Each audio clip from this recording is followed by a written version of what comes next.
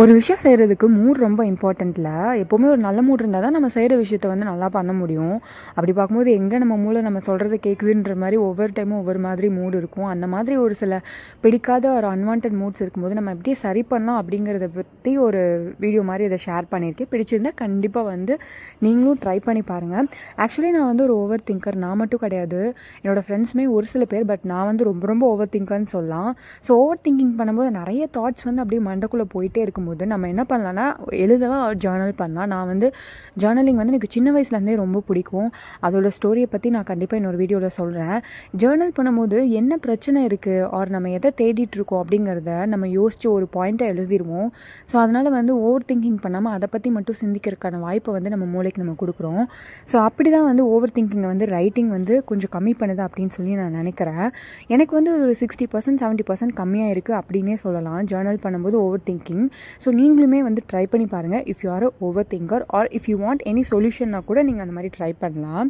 So reading also its a very nice ஹேபிட்டில். ஆனால் எப்போ நீங்கள் ரீட் பண்ணலாம் அப்படின்னா பேர்ன் அவுட் ஆகிட்டீங்க, ரொம்பவே வந்து ஸ்ட்ரெஸ் ஆகிட்டீங்க, அவ்வளோதான் அப்படின்ற மாதிரி ரொம்ப வெக்ஸ் ஆகிட்டீங்க அப்படிங்கும்போது ரீட் பண்ணலாம். நான் சோல் அப்படின்னு சொல்லிட்டு ஒரு புக் வச்சுருக்கேன். அந்த புக்கில் வந்து ரேண்டமாக ஒரு பேஜ் நம்பர் எடுப்பேன் எப்போது வந்து சேடாக இருக்கும்போது. அது வந்து எனக்கு ஒரு குவாட் கொடுக்கும். அது வந்து ஒரு நல்ல குவாட், ஒரு மோட்டிவேட்டட் குவாட், அந்த மாதிரி ஏதோ ஒரு குவாட் இருக்கும். So I'm not pronouncing it ரைட்டுன்னு நினைக்கிறேன். பட் எனிவேஸ் அது ஒரு வார்த்தை சொல்லுன்னு வச்சுக்கோங்களேன். அது அப்படியே எனக்கு ஸ்ட்ரைக் அவுட் ஆகும். ஸோ நீங்கள் எப்போது பேர்ன் அவுட் ஆகிட்டிங்கன்னா கண்டிப்பாக நீங்கள் ரீட் பண்ணி பார்க்கலாம். இந்த புக்கை வந்து நான் ஃபுல்லாக தான் ரீட் பண்ணணும். பட் வந்து இந்த பேஜ் நம்பர் விளாட்றது த சோல் புக் அப்படின்ற புக்கில் வந்து நான் பண்ணுவேன். இப்போ இதுலேயுமே நான் ட்ரை பண்ணிகிட்ருக்கேன்.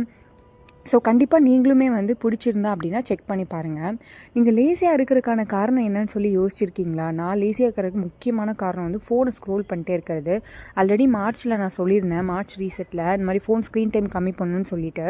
ஸோ வந்து லேசியாக இருக்கும் போதுலாம் இந்த ஃபோன் ஸ்க்ரீன் வந்து நம்ம ஸ்க்ரோல் பண்ணிட்டே இருக்கிறத கம்மி பண்ணணும்னா கண்டிப்பாக அந்த லேசினஸ் வந்து கொஞ்சம் இல்லாத மாதிரி இருக்குது. ஏன்னா நம்ம மைண்ட் வந்து எதையும் யோசிக்காமல் அப்படியே இருக்கும். நம்ம ரெஸ்ட் எடுக்கிறோன்னு சொல்லி ஃபோன் ஸ்க்ரோல் பண்ணுறது வந்து ஆக்சுவலி ரெஸ்ட்டு கிடையாது. ஆக்சுவலி வந்து இன்னுமே நம்ம ஒர்க் பண்ணுறதா தான் அர்த்தம். நீங்கள் அப்படி ஃபோன் ஸ்க்ரோல் பண்ணாமல் இருந்து பாருங்களேன், கொஞ்சம் ரெஸ்ட் எடுத்த மாதிரி இருக்கும். ஸோ வந்து உங்களுக்கு கொஞ்சம் நல்லாவும் இருக்கும், லேசினஸும் இருக்காது. ஸோ நீங்கள் லேசியாக ஃபீல் பண்ணுறீங்கன்னா ஸ்க்ரீன் டைமை கண்டிப்பாக ரெடியூஸ் பண்ணுங்கள். ரொம்ப டயர்டாக இருக்குது, என்ன பண்ணுறதுன்னு தெரியலனா ஒரு 10 மினிட்ஸ் தூங்குங்க. கண்டிப்பாக அந்த டயர்ட்னஸ் போயிடும். இது என் பேபி கிட்ட இருந்தால் நான் கற்றுக்கிட்டேன். அப்பப்போ 10 மினிட்ஸ் தூங்கி இருந்துச்சு நல்லா விளாடுவான். ஸோ நீங்களுமே வந்து ரொம்ப டயர்டாக இருந்துச்சுன்னா ஒரு குட்டி நாப் எடுத்துக்கோங்க. அண்ட் ரொம்ப கோவம் யார் மேலேயாவது இருக்குது அப்படின்னு நீங்கள் நினச்சிங்கன்னா மியூசிக் வந்து அதுக்கு ஹெல்ப் பண்ணணும்னு நான் நினைக்கிறேன். பிகாஸ் மியூசிக் வந்து ஒரு பவர் இருக்குது நம்ம மூடை வந்து எலிவேட் பண்ணுறதுக்கு. அது என்ன மாதிரி மியூசிக்கோ அந்த மியூசிக்கை மாற்றுறதுக்கு. ஸோ கோவத்தை வந்து கண்டிப்பாக மியூசிக்னால் ஓரளவுக்கு வந்து சேஞ்ச் பண்ண முடியும். அப்படி வந்து நீங்கள் மூடை வந்து எலிவேட் பண்ணிக்கலாம். ஸோ நீங்கள் வாக்கிங் போகும்போது எப்போ போவீங்கன்னு தெரில, பட் நீங்கள் ஸ்ட்ரெஸ்ஸாக இருந்தீங்கன்னா வாக்கிங் போனீங்கன்னா கண்டிப்பாக வந்து அதுலேருந்து கொஞ்சம் ரிலீஃப் ஆன மாதிரி இருக்கும். அண்ட் ஆங்ஷியஸாக இருந்தீங்கன்னா மெடிடேட் ஆகலாம். ஆங்ஷியஸ்னால் ஒரு மாதிரி வருத்தம் அந்த மாதிரி சொல்லலாம். ஸோ அந்த மாதிரி இருக்கும்போது நீங்கள் மெடிடேட் பண்ணலாம். மெடிடேஷன்லாம் எல்லாருக்கும் வராதுங்க, அது வந்து ப்ராக்டிக்கலாக நம்ம பேசணும். ஸோ நீங்கள் வாக்கிங் வந்து ஸ்ட்ரெஸ்ஸாக இருந்தீங்கன்னா ட்ரை பண்ணலாம். பட் வந்து ஸ்ட்ரெஸ் வேறு ஆங்ஷியஸ்னஸ் வேறு அப்படின்றது மட்டும் நீங்கள் வந்து தெரிஞ்சுக்கலாம். சேடாக இருந்தீங்கன்னு வச்சுக்கோங்களேன், கண்டிப்பாக எக்ஸசைஸ் வந்து நீங்கள் ட்ரை பண்ணுங்கள். ஸோ இந்த மாதிரி விஷயங்கள்லாம் நான் சொல்லியிருக்கேன். நீங்கள் ட்ரை பண்ணிவிட்டு உங்களுக்கு என்ன மாதிரி ஒர்க் அவுட் ஆகுது அப்படின்றத சொல்லுங்கள். கண்டிப்பாக அப்படி சொல்லனாலும் நீங்களே ஃபீல் பண்ணிக்கிட்டீங்கன்னா ஓகே. இதெல்லாம் பார்த்துட்டு உங்களுக்கு பிடிச்சிருந்தால் மட்டும் என்னை சப்ஸ்கிரைப் பண்ணி என்னை ஃபாலோ பண்ணிக்கோங்க. Minimalism and mom life style, என்னோட லைஃப் ஸ்டைல் மாதிரியான ஜேர்னிக்கு கண்டிப்பாக என்னை ஃபாலோ பண்ணிக்கோங்க. பாய்.